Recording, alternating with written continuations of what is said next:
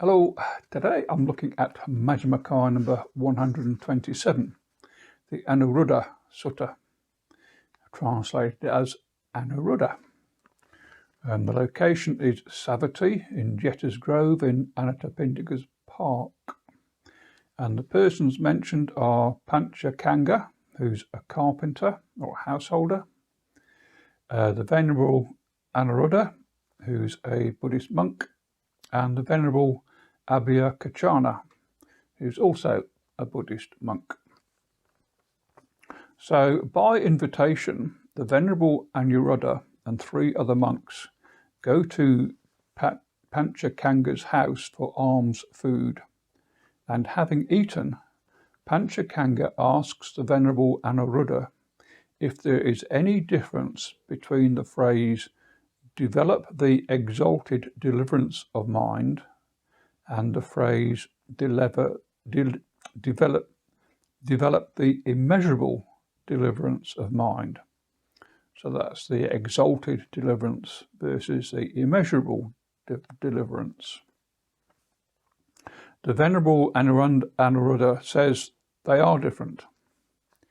With immeasurable deliverance of mind, the monk or bhikkhu is completely suffused with loving kindness, without hostility or ill will, with compassion, with altruistic joy, with equanimity. That's the Brahma Viharas. So that's the immeasurable deliverance.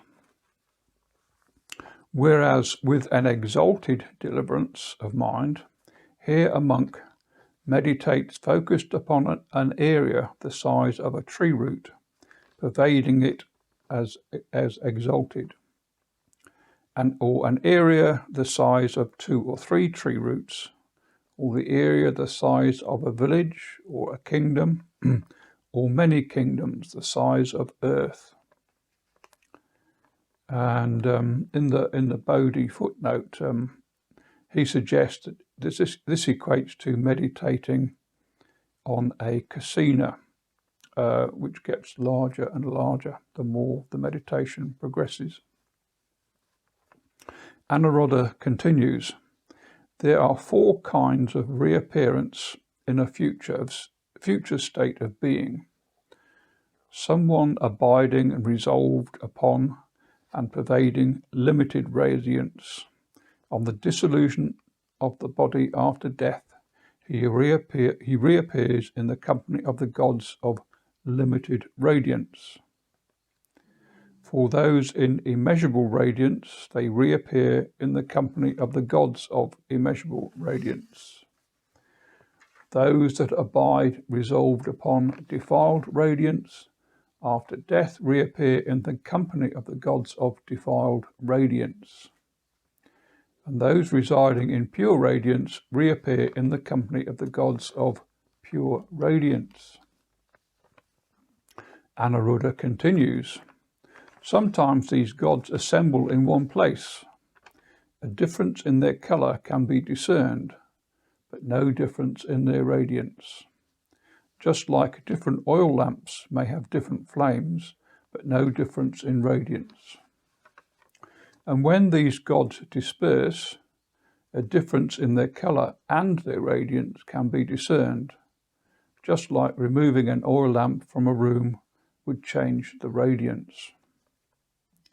It does not occur to these gods that their life is everlasting, yet wherever they settle down, they find delight.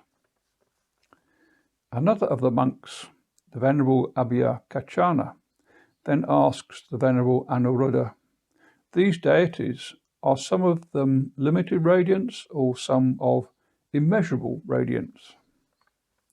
Anuruddha replies, it depends on the factor of their rebirth. And then Anuruddha asks a question in return. So what do you think, Venerable Kachana? Which type of mental development is more exalted? The one who meditates on a single tree root, or the one on the root of 2 or 3 trees? The second one, came the reply. Anuruddha then repeats the question, expanding the area of meditation focus. each time the larger one being more exalted. So obviously the largest one is the many kingdoms measuring the size of earth. Anuruddha concludes, this is the cause and reason why some gods have limited radiance and some gods have immeasurable radiance. So the next question to Anuruddha is about whether the radiant gods have defiled radiance or pure radiance. Again, this depends on the factors for rebirth, came the reply. It is like an oil lamp burning with impure oil. Its wick burns dimly. So too with a monk. If his mind is not free of the 5 hindrances, then he meditates dimly, and after death he will reappear in the company of gods of defiled radiance. Whereas, like a lamp burning with pure oil burns brightly, so a monk meditating without hindrances after death will reappear in the company of gods of pure radiance. Now when this was said, Abhyakarchana doubts Anuruddha and asks him, how can you know? To which Anuruddha replies that he has associated with the gods over a long period of time and talked with them. This is how he knows.